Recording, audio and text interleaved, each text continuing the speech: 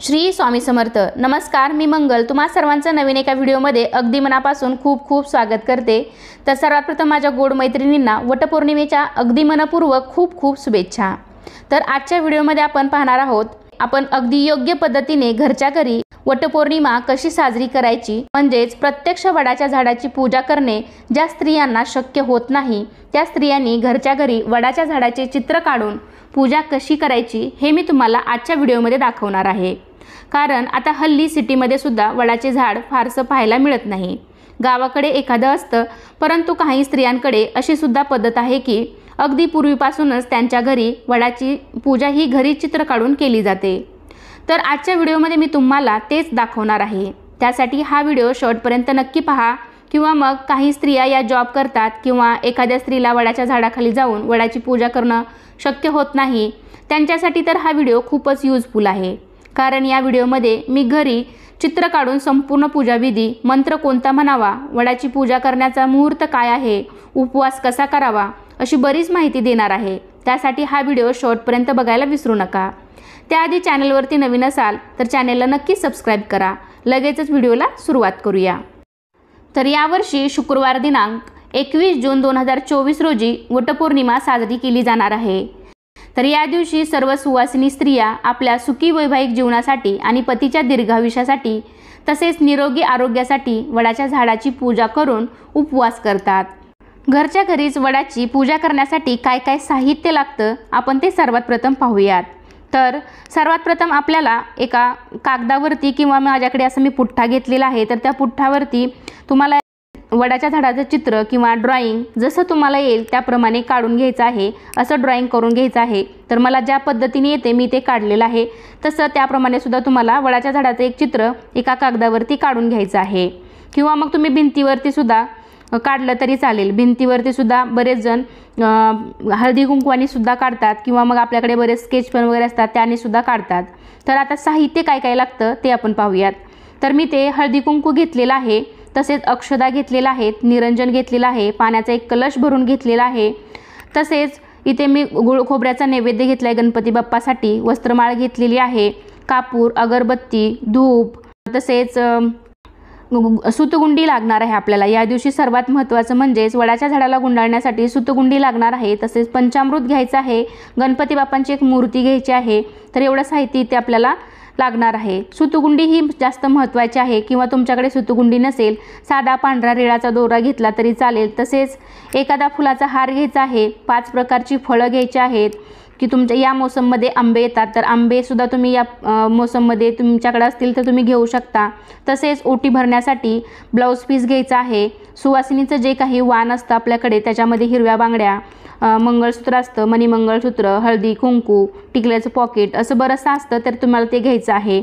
ओटी भरण्यासाठी गहू घ्यायचे आहेत आणि माचीस वगैरे आपल्याला जे काही किरकोळ साहित्य लागतं ते घ्यायचं आहे। आणि सर्वात महत्त्वाचं असं एक वडाच्या झाडाचं चित्र तुम्हाला एका कागदावरती काढून घ्यायचं आहे।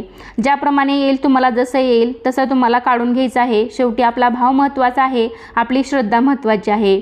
असं म्हणतात ना, श्रद्धा असेल तिथे सर्व काही असते। त्यामुळे असं छोटंसं आपल्याला वडाच्या झाडाचं चित्र हे काढून घ्यायचं आहे। एवढे साहित्य तर इथे आपल्याला लागणार आहे। तर यापैकी तुमच्याकडे एखादं साहित्य असेल किंवा नसेल तरीही चालू शकतं, फक्त मनोभावे पूजा करावी। तर वटपौर्णिमेच्या दिवशी सकाळी आपली नित्यकर्म झाल्यानंतर स्नान वगैरे करून देवाची पूजा करायची आहे। तुळशी पूजन झाल्यानंतर वडाच्या झाडाची पूजा करायची आहे।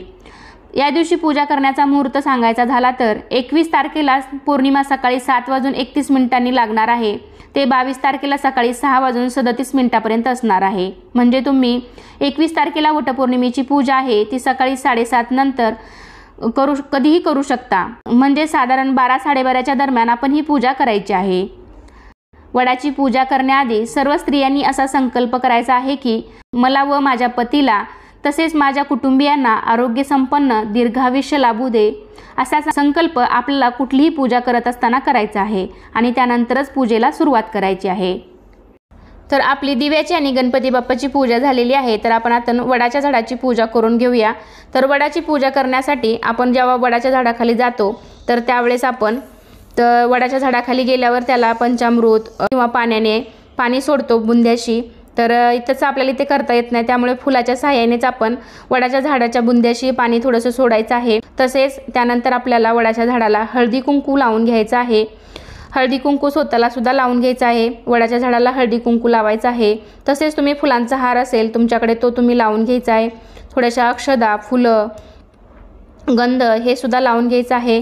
तसंच तुम्ही वस्त्रमाळ बनवलेली आहे तर किंवा गेजा वस्त्र सुद्धा याला म्हणतात, तर गेजा वस्त्र आपण वडाच्या झाडाला घालून घ्यायचं आहे। आणि त्यानंतर आपण वडाच्या झाडाला 7 प्रदक्षिणा घालतो, तर आपल्याला ते इथे शक्य होत नाही, तर तुम्ही असंच बोटावरती सुतगुंडीच्या साहाय्याने ह्या 7 अशा गोल गोल राऊंडमध्ये मी ज्या पद्धतीने बोटाभोवती गुंडाळलेला आहे त्या पद्धतीने 7 आपल्याला पदर असे गुंडाळायचे आहेत। आणि मेन म्हणजे तुम्हाला हे आपण ज्यावेळेस वडाच्या झाडाला सुतगुंडी गुंडाळतो त्यावेळेस आपण कधीही ही सुतगुंडी 7 फेऱ्या मारल्यानंतर तोडत नाहीत, तर त्याप्रमाणे इथे सुद्धा आपल्याला ही चूक करायची नाही। तर ज्याप्रमाणे मी चिकट टेपच्या सहाय्याने इथे ही 7 फेऱ्यांची जे दोरा आहे तो चिकटवून घेणार आहे, चिकटपट्टीच्या सहाय्याने वडाच्या झाडाला चिटकवणार आहे। तर त्या पद्धतीने तुम्ही सुद्धा करायचं आहे। तर एक गोष्ट आवर्जून लक्षात ठेवायची आहे, ते म्हणजे तुम्हाला सुतगुंडीचा किंवा रीळच्या दोऱ्याचा जो दोरा आहे तो आपल्याला या दिवशी चुकूनही तोडायचा नाही। तर ही गोष्ट लक्षात ठेवूनच आपल्याला वडाच्या झाडाची पूजा करायची आहे। त्यानंतर जो आपल्याकडे ब्लाऊज पीस आपण ओटी भरण्यासाठी घेतलेला आहे तो झाडाच्या बुंद्याशी ठेवायचा आहे। तुमच्याकडे आंबा असेल तो आंबा त्यावरती ठेवायचा आहे। गहू ओटी भरण्यासाठी घेतलेला आहे ते गहू आपण ओटीमध्ये भरायचे आहेत। जे त्याच्यामध्ये सुपारी असतं, हळकुंड असतं किंवा खोबरं असतं ते ओटीमध्ये भरायचं आहे। तर ओटी भरल्यानंतर तर या मोसममध्ये आंबे येतात, तर आंबे आपल्याला या दिवशी वडाच्या झाडाला अर्पण करायचे आहेत। काही ठिकाणी नारळसुद्धा ठेवला जातो, तर तुमच्याकडे जशी पद्धत असेल तर त्याप्रमाणे तुम्ही ठेवू शकता।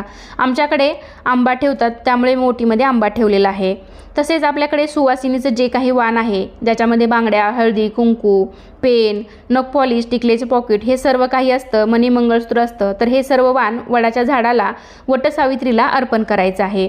त्यानंतर वडाच्या झाडाला हळदी कुंकू लावून घ्यायचं आहे।